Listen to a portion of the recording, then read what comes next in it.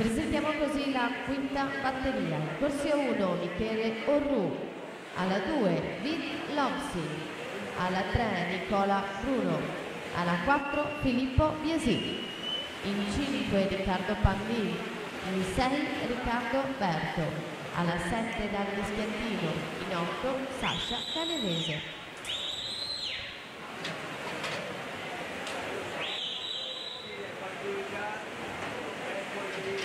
Filippo Pavoni 25-24 al passaggio dei 50 metri su Ettore Nanetti.